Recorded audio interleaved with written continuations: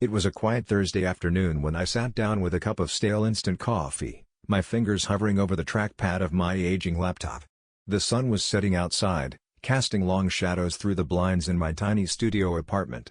I had just wrapped up editing photos from a local event, a children's birthday party where the lighting was terrible, and one kid had sneezed directly into my camera lens.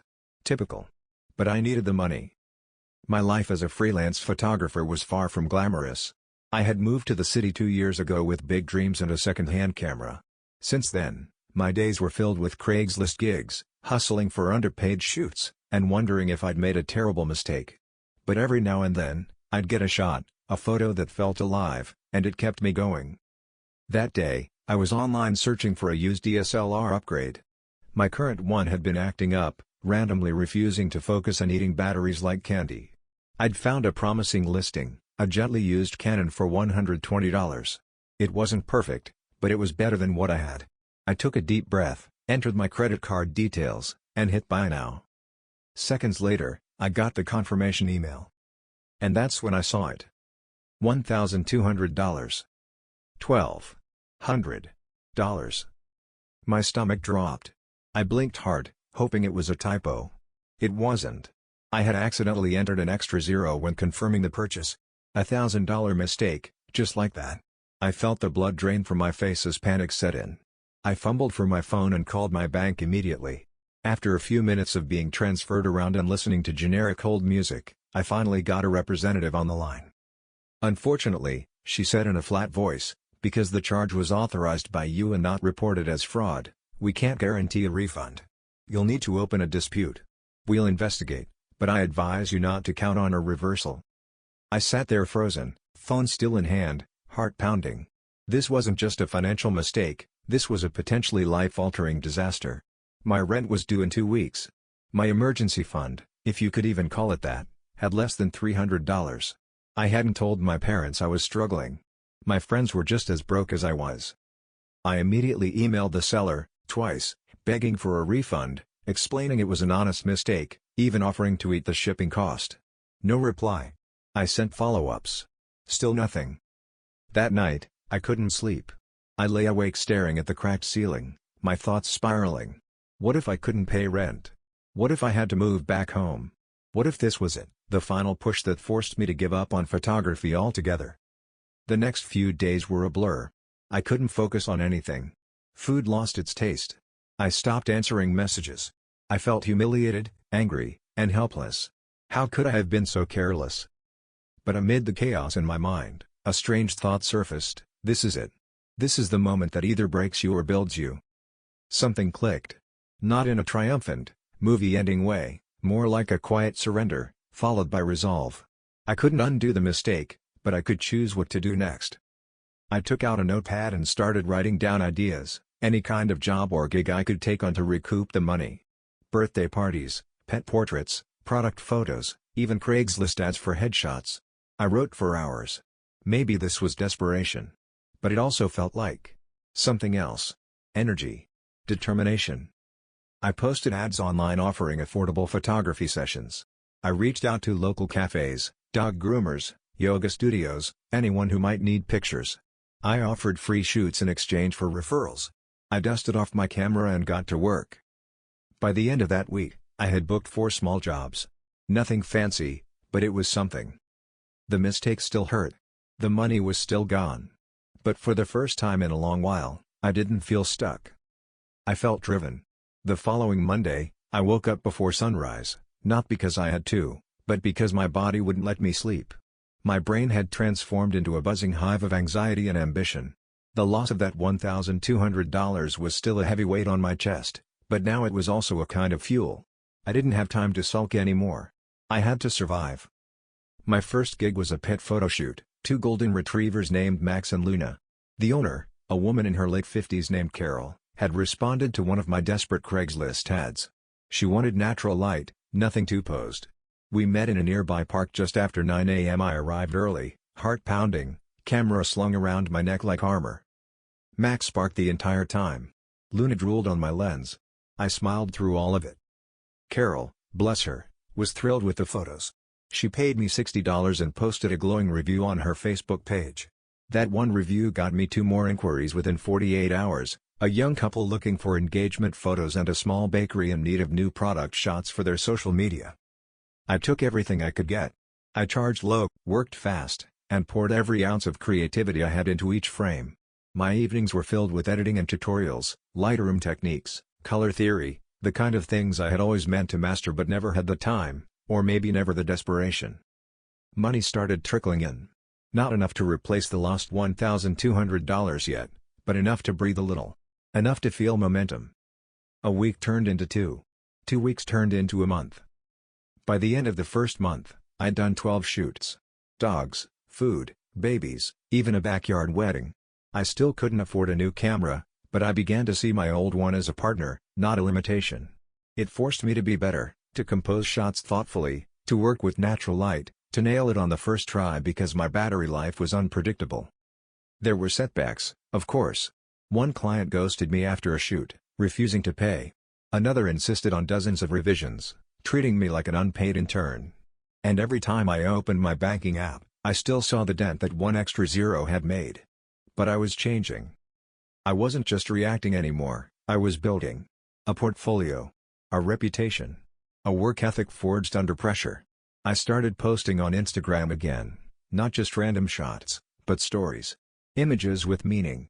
I shared behind-the-scenes clips and captions that told the truth. This shoot was done in a garage. One LED light. One tired photographer. And it still worked. People responded. One DM came from a local blogger who wanted portraits. Another came from a real estate agent needing property photos. Then a small travel blog reached out, asking if I had any landscape work to license. I didn't, yet. But I said yes anyway. I'd figure it out. Around that time, I began waking up without the knot in my stomach.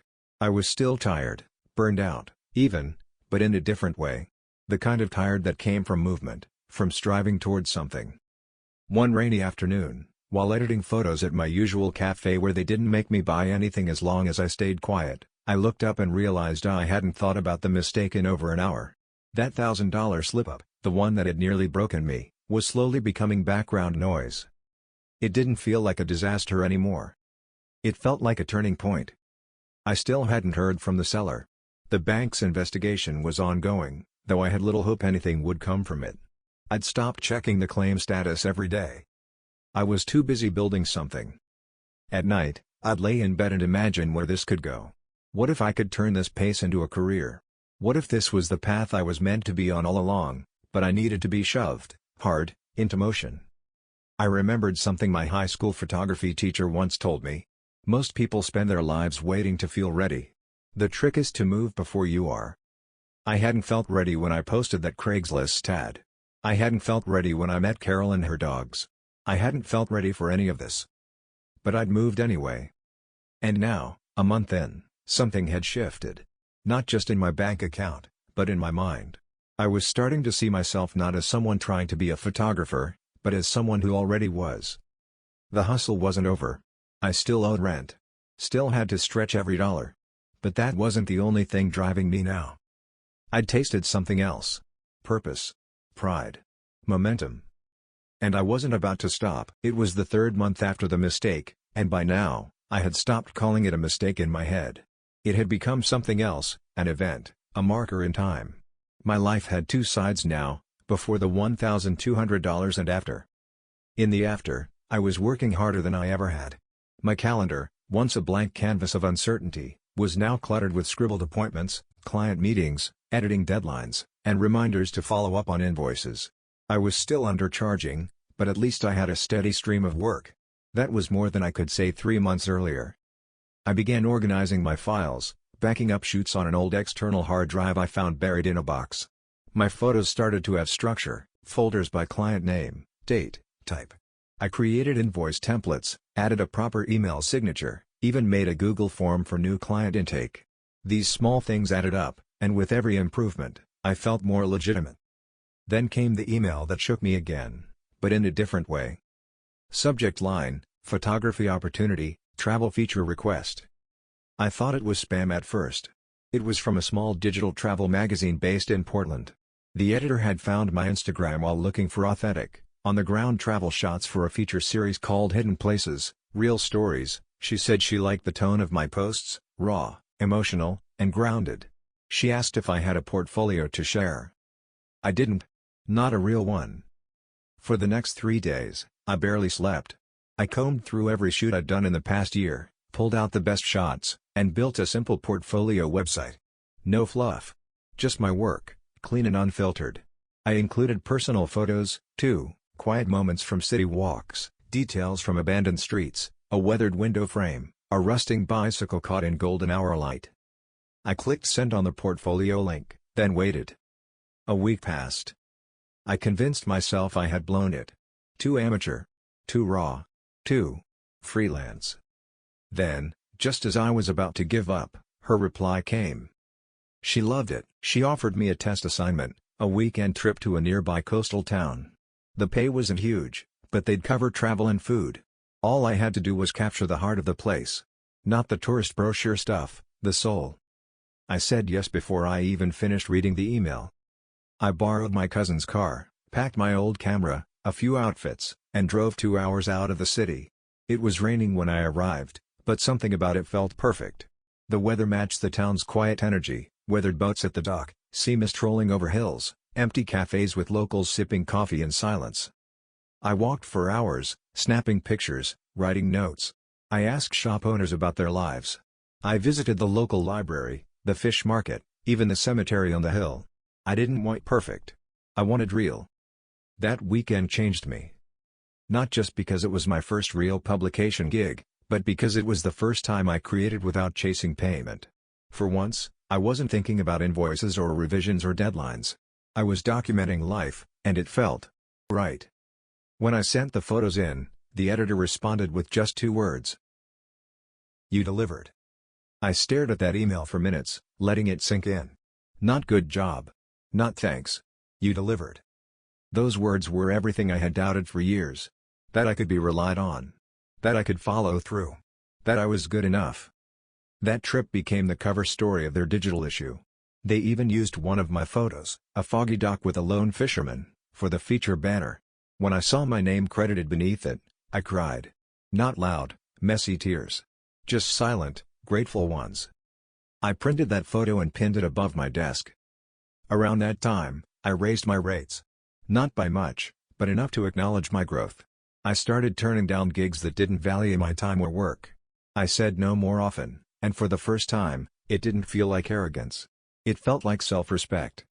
I reinvested the small payment from the magazine into my business, new batteries, a backup SD card, and finally, a used lens I'd had my eye on for months. I couldn't afford a new camera body yet, but this felt like a step forward. People around me started to notice the change. Friends who used to nod politely when I said I was a photographer were now asking me to shoot their weddings. Even my landlord, who'd always seemed skeptical of my gig lifestyle, asked if I'd be willing to photograph his daughter's graduation. Each step forward came with fear, but also pride. I wasn't chasing stability anymore. I was building it. And through all of it, I kept thinking back to that one misstep. That extra zero. The moment I thought I had ruined everything. Instead, it turned out to be the best thing that ever happened to me. By the time spring arrived, the city felt different, not because it had changed, but because I had. I walked the same streets, passed the same coffee shops, heard the same subway announcements, but my eyes noticed things they hadn't before. Light, textures, fleeting expressions. Where I used to see noise and stress, I now saw stories. Business was steady. I wasn't rich, but I could breathe. Rent was paid on time. Groceries no longer felt like a math problem. My camera, held together with gaffer tape and willpower, was still working, and the new lens brought images to life in ways I hadn't experienced before. There were still struggles, but I had momentum, and momentum was everything. Until it wasn't. It started as a whisper. Just a quiet, creeping voice at the back of my mind. What if this is temporary? What if the work dries up? What if the last good photo you took was the best you'll ever take? At first, I ignored it. But self-doubt is patient. It doesn't crash through the door, it seeps in under the cracks. It came in the form of a client who didn't like their photos. Too dark, they said. Too artistic. I offered a reshoot, they declined. It was a small job, but their tone stung more than it should have. It felt personal, even if it wasn't. Then came a week with no bookings. My inbox sat empty. My DM slowed. I checked my calendar daily, hoping for a cancellation to pop up. Anything. Nothing came. I tried filling the space with personal projects, but my photos felt flat. I would spend hours composing a shot, only to delete it minutes later. The magic I'd felt on that travel assignment seemed distant now, like a memory from someone else's life. I began to spiral quietly. Every creative has these moments. You start to question everything. Every client who ghosts you feels like a judgment. Every pause in work feels like the end. I knew this logically. But logic doesn't help when your passion begins to feel like a performance you're failing to deliver. I told myself it was just a dip. That I'd had these before. But this time, it felt heavier. Maybe because I had finally begun to believe in myself, and now that belief felt threatened. Late one night, I sat staring at the folder of unused photos from my coastal trip. I flipped through them one by one. Images I had been proud of once now felt amateurish.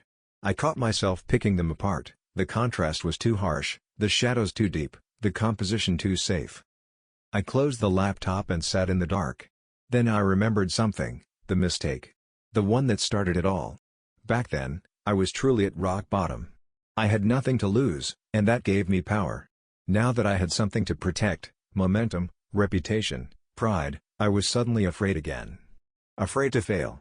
Afraid to lose what little I'd built. Fear, I realized, doesn't go away when you succeed. It just shape-shifts. The next morning, I did something I hadn't done in a long time. I left my camera at home and went for a walk, not to shoot, not to scout, just to exist. No agenda. No goals.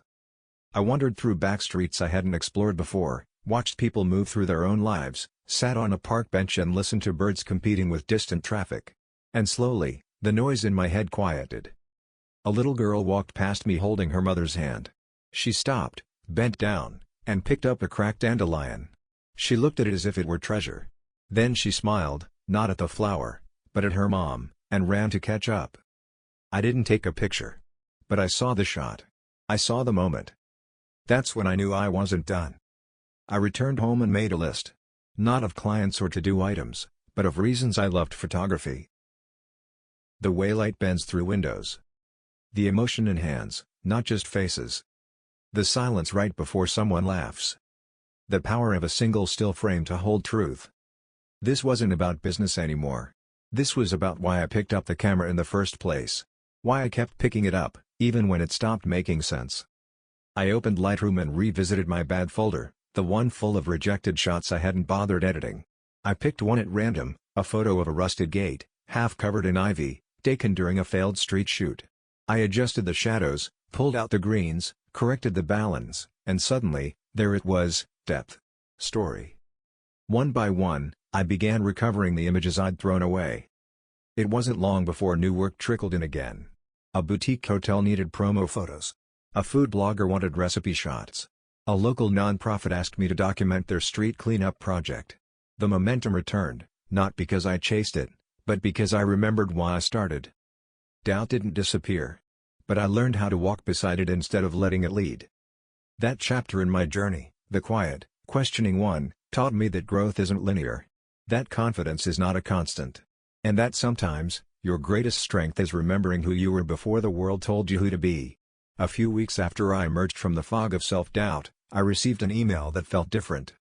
It was from a woman named Elena. She had seen one of my photos, a black and white portrait of an elderly man at a flea market, hunched over a table of rusted tools. I'd taken it months ago during a rainy Sunday shoot, and I almost didn't post it. But something about the man's face, lined with time, eyes soft with stories untold, had stayed with me. Elena wrote, "That man is my father. He passed away last week. I don't have many pictures of him, but somehow, you captured something in that photo that feels more like him than anything I've ever seen. Thank you." I reread the message 3 times before it sank in. Until that moment, I had believed photography was about light, angles, mood, and style. But this message reminded me it was also about witnessing, preserving something invisible and unrepeatable. I had been chasing perfect shots. This reminded me why imperfect ones sometimes matter more. I replied with a high-res version of the photo, edited with care and sent along with my condolences. She responded with a photo of her father when he was younger, standing beside an old car, wearing the same expression I'd captured that day, half smile, head tilted slightly, like he was always halfway between observation and participation. After that, something shifted again. My work slowed, intentionally. I wasn't trying to fill every hour with bookings anymore. I wanted to pay attention. To people. To context. To emotion. I began offering everyday portrait sessions, not post-studio shoots, but natural, unfiltered glimpses of people in their own environments. I visited homes, workshops, parks, nursing homes. I photographed grandmothers cooking, teenagers skateboarding, couples reading together on worn-out couches. And I started asking questions. Not just where should we shoot? But what do you want this photo to remember? The answers surprised me. I want my kids to see me before I got sick. I want to remember this apartment before we move. I want to know how I looked before the divorce. I wanted to feel like I'm real. Photography had become more than a job. It was now a form of listening. Some shoots were awkward. Some people cried. Some didn't say much at all. But every time, I left feeling like I'd been allowed into something sacred. A quiet trust formed between lens and subject, one I no longer took for granted. One day, I was shooting an elderly couple who had been married for 52 years. Their living room was filled with framed memories, and the husband, Mr. Arno, insisted on showing me every single one. There was something in his voice, the way he spoke about time, that I couldn't shake. After the shoot, as I was packing up, he looked at me and said, "The hardest part about growing older isn't the aches or the losses, it's realizing how easily we become invisible. Thank you for seeing us." That line stayed with me. I began to understand that the camera wasn't just a machine to record beauty or skill. It was a mirror. And if used gently enough, it could remind people they existed, fully, vividly, even when the world looked away.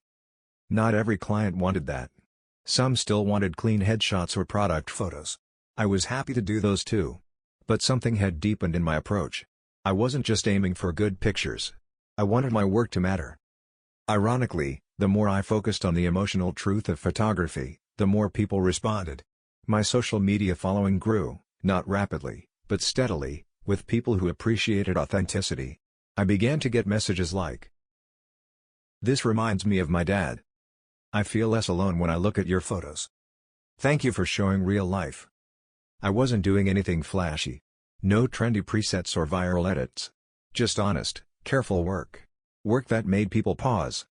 And yet, the ghost of that $1,200 mistake still hovered in the corners of my story. I thought about it less, but I hadn't forgotten. It had lit the match, after all. Without it, I might still be dabbling in safety, afraid to risk, unsure of my worth. Sometimes, when I passed the same corner cafe where I'd first read the confirmation email for that accidental purchase, I smiled. Not bitterly. Gratefully. I had started over because I had no choice. But I kept going because I found meaning. In portraits that captured tired eyes. In quiet moments between laughs. In the way a photo could say, "You matter. I see you." Maybe that's all anyone really wants in the end. To be seen. By midsummer, the city had come alive again. Trees were full, windows wide open, and the sidewalks buzzed with people in their conversations, coffees, and daydreams. I'd begun walking more, not for exercise or shoots, but for the simple joy of looking. The world had become richer since I began viewing it through a lens, not just visually, but emotionally. One warm Tuesday afternoon, as I sat editing photos from a session with a young mother and her newborn, my phone rang. It was an unknown number. I almost let it go to voicemail. Most unknown numbers meant marketing calls or client reschedules. But something nudged me to answer. "Hello?" A pause, then.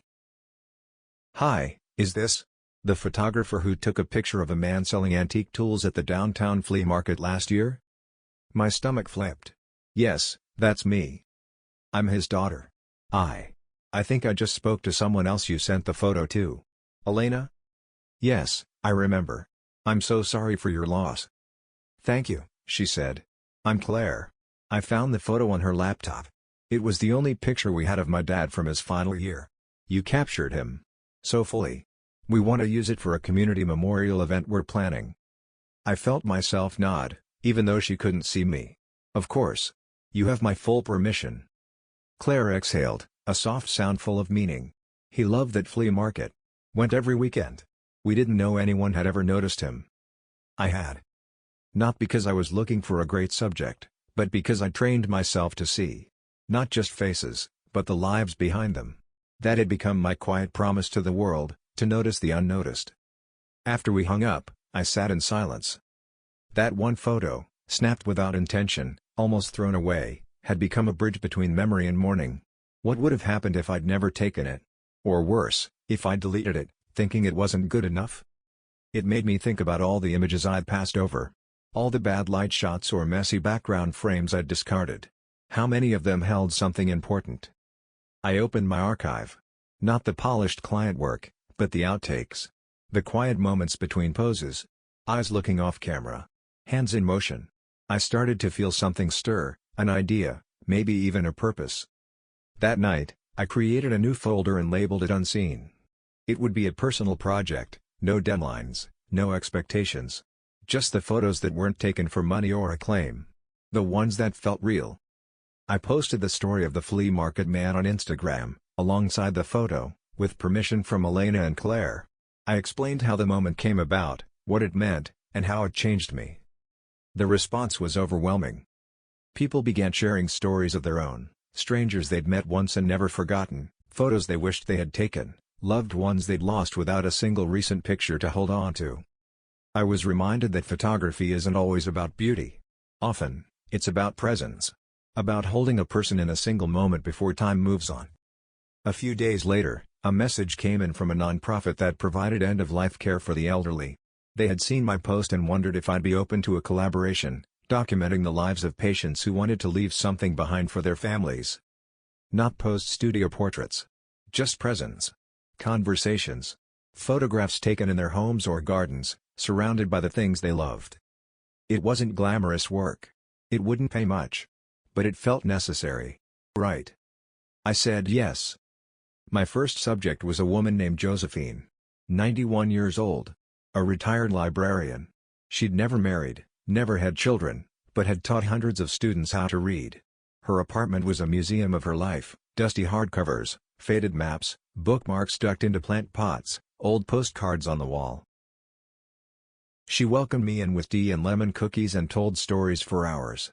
About her travels, her heartbreaks, her love of birds and crossword puzzles. I took a few photos, nothing fancy. Just her by the window, holding a book. Her hands on the teacup. Her eyes when she paused in thought. Before I left, she said, "Promise me one thing?" "Of course," I said. "Don't let people disappear." I knew exactly what she meant. The nonprofit printed the photos, framed one for her wall, and gave the rest to her nephew in another state. A few weeks later, I learned that she'd passed peacefully in her sleep. But the photos remained. That became the foundation of Unseen, a growing gallery of lives lived quietly. I began collecting stories and images from every kind of person. Not all were elderly. Some were middle-aged neighbors, forgotten artists, grocery clerks, mechanics. Anyone who had a moment worth remembering. It didn't go viral. It didn't need to. After a year of shooting in parks, basements, kitchens, alleyways, and anywhere else with passable light and enough space to breathe, I began to imagine a different kind of space, one that was mine.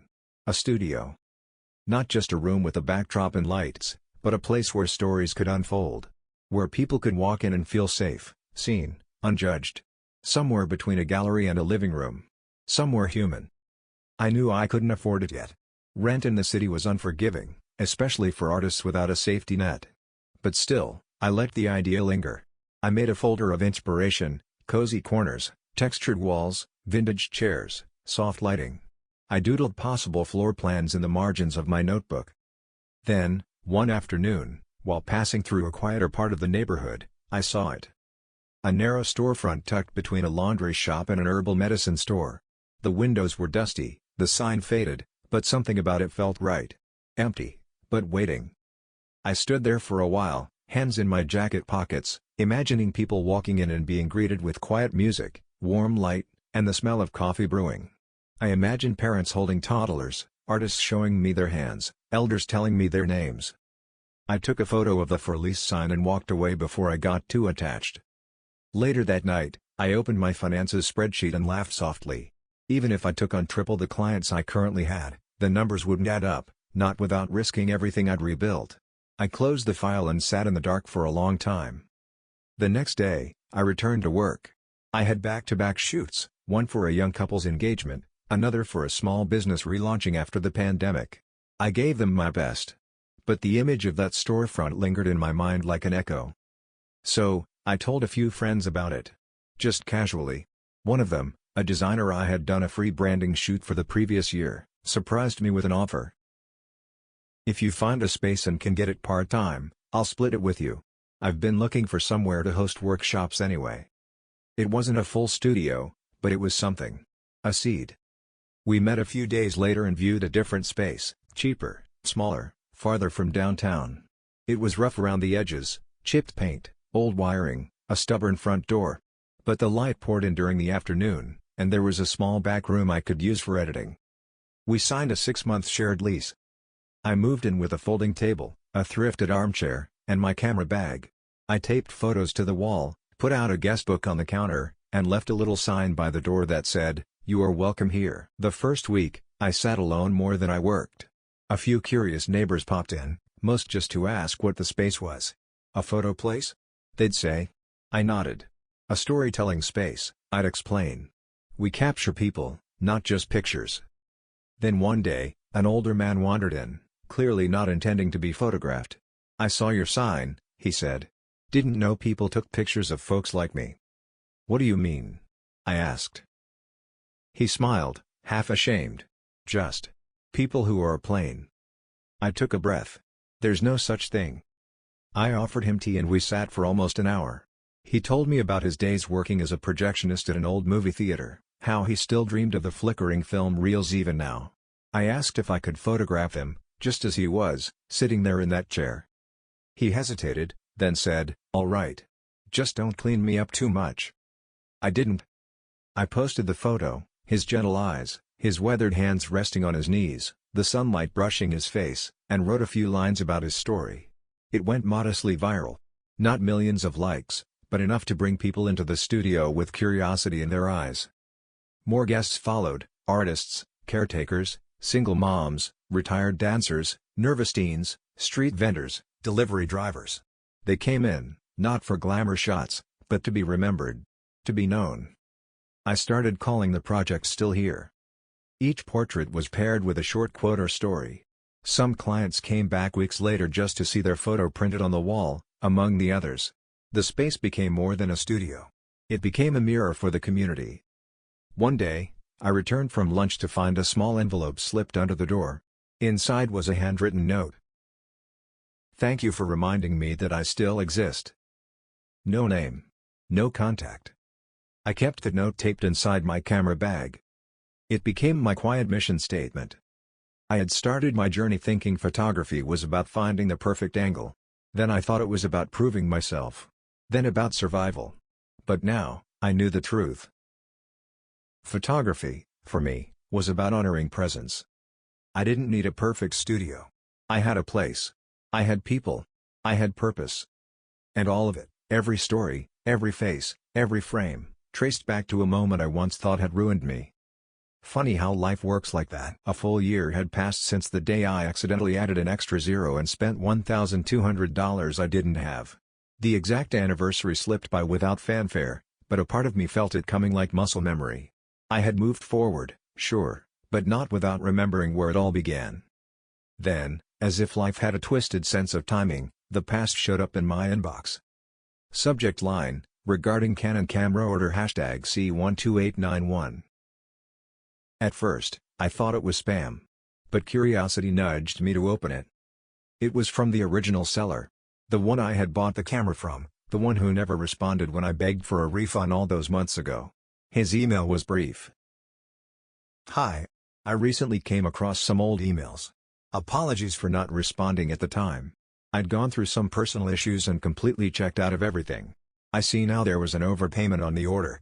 I don't expect forgiveness, but I'd like to return the extra amount if you're still at this address."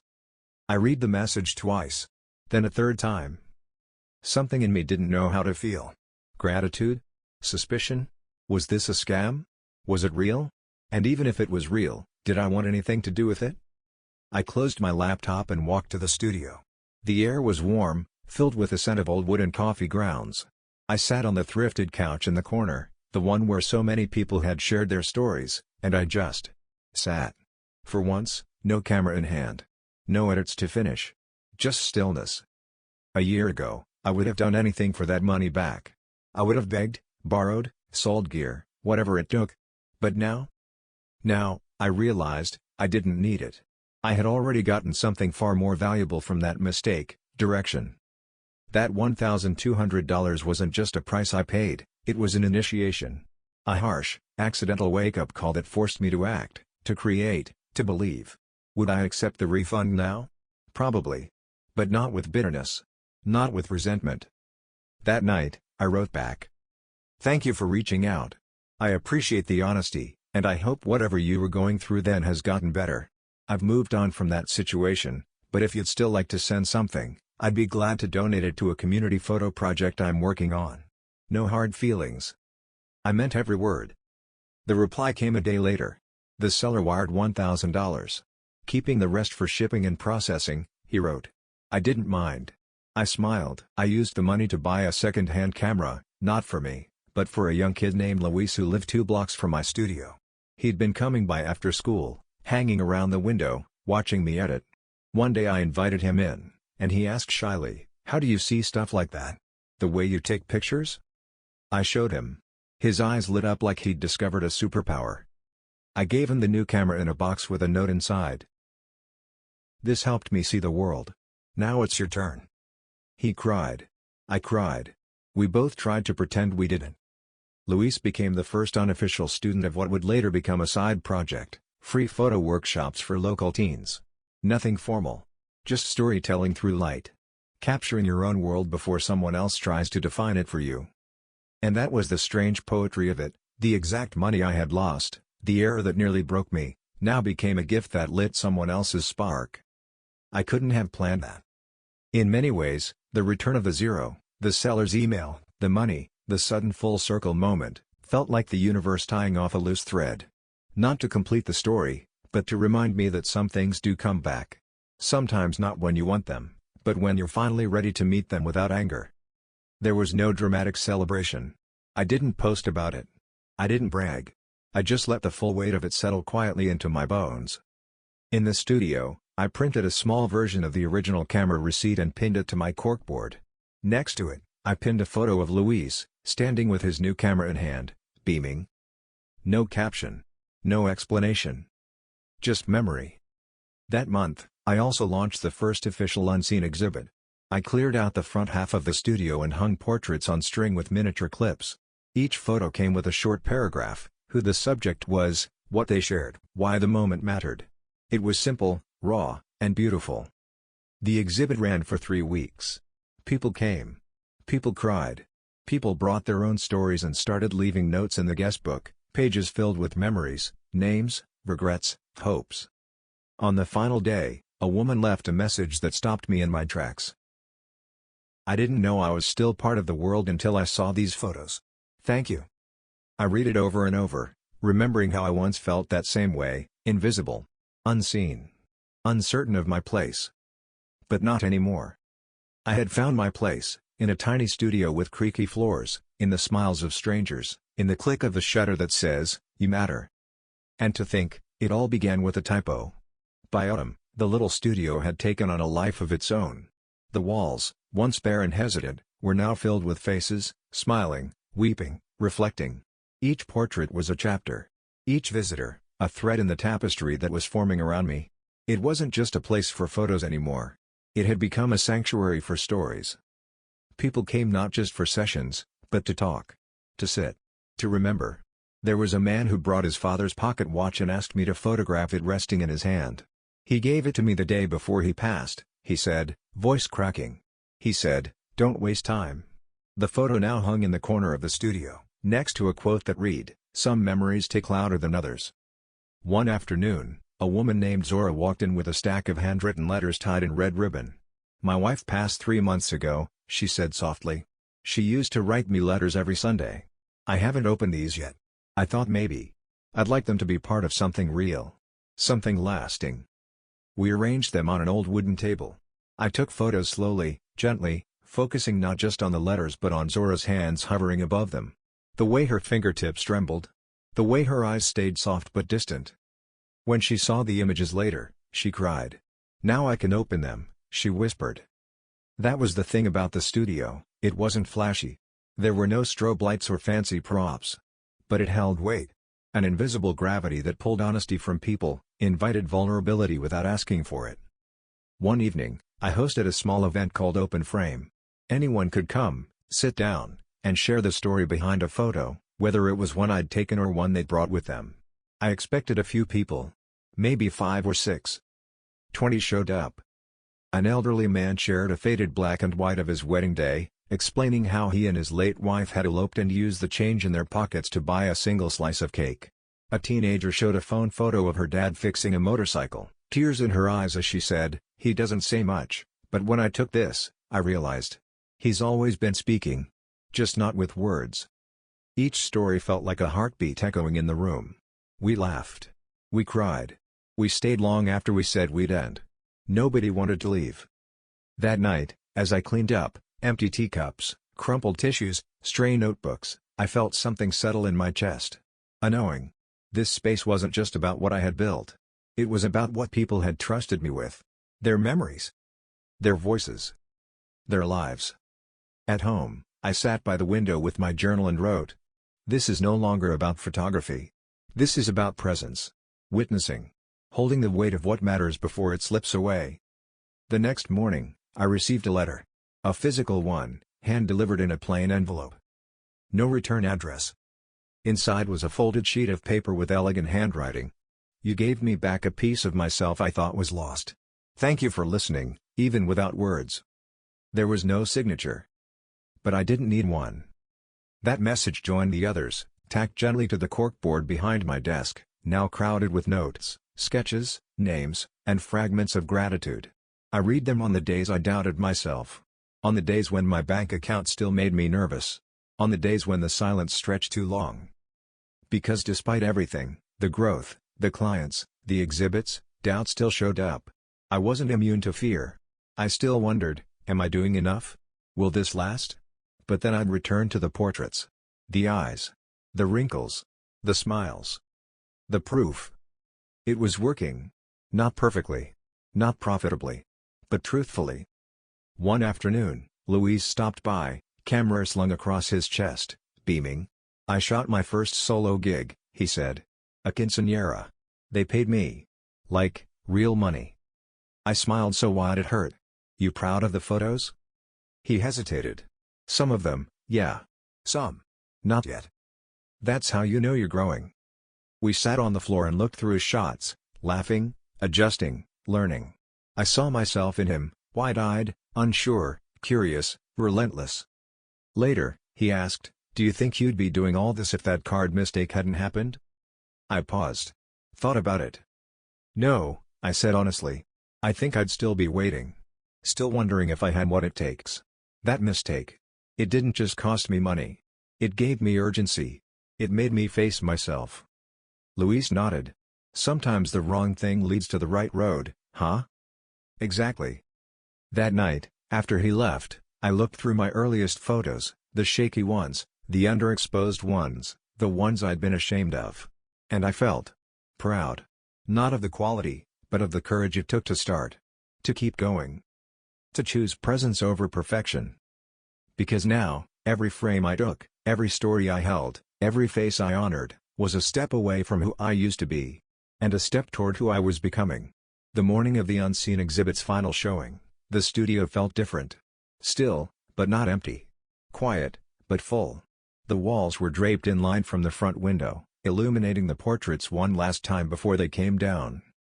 I walked through the room alone, coffee in hand, eyes resting on each photograph, faces I'd come to know well. Every image was more than a picture. It was a shared moment, an agreement, "I'll see you if you let yourself be seen." There was Zora, her hands hovering over love letters. Mr. Arno in his faded sweater, squinting into the sun. Luis grinning, caught mid-laugh. Josephine with her tea and a book by the window. Dozens of lives. Dozens of reminders that no one is too ordinary to be remembered. A small sign beside the door read, "We are never as invisible as we think." Visitors began to arrive, some returning, others discovering the project for the first time. They walked slowly, respectfully. They lingered. Many brought someone with them. Some cried. Some smiled. Some just stood in silence. The guest book filled with messages like, "This made me call my mom. I didn't expect to feel so much. Thank you for showing me what I forgot to notice." Midway through the afternoon, a woman approached me. She looked vaguely familiar, sharp eyes, purposeful steps. She smiled. "You don't remember me, do you?" I shook my head gently, apologetic. "I'm Claire," she said. "Elena's sister. The flea market man's daughters." My breath caught. "I saw the exhibit online," she continued. "And I had to come see it in person. I just wanted to say thank you again. Not just for the photo. For how you've honored people like him, people like all of us." She looked around the room. "You've created something rare here." "I just took pictures," I said softly. She shook her head. "No. You saw. That's different." Later, after the final visitor had left and the gallery lights dimmed, I sat alone on the floor. Not tired, just full. Fulfilled. The way you feel after finishing a book you never expected to write. I pulled out my old camera, the one that started it all, and ran my hand across its scratched, familiar surface. It still worked. Still captured light, despite everything. Like me. I thought about that number again. $1,200. A stupid mistake, an accidental zero. But it wasn't just a loss anymore. It was a threshold. The moment I fell forward and finally started walking. Sometimes, I think we wait for permission to begin. For signs. For clarity. But beginnings don't always look like clean slates. Sometimes, they look like a mess. A panic. A late rent notice. A hard conversation. A broken lens. A wrong number typed at the worst possible time. Sometimes, beginnings hurt. But they open us. They force us to move, to risk, to grow. Looking back, I don't regret the mistake. I don't even want the money back. Because what I gained from that moment, a new relationship with failure, with vulnerability, with art, was worth far more. It gave me everything that matters. It gave me the lens I didn't know I needed, not the one on my camera, but the one in my heart. That night, I packed away the prints from the exhibit, sealing each one with care. The photos would be archived, some reprinted, some gifted. But the experience, that feeling of sitting in a room full of stories, would stay with me forever. Before turning off the lights, I walked to the front window and looked out at the quiet street. No cars. No voices. Just the warm buzz of city stillness. I smiled to myself and whispered, "Frame complete." Then I closed the door behind me.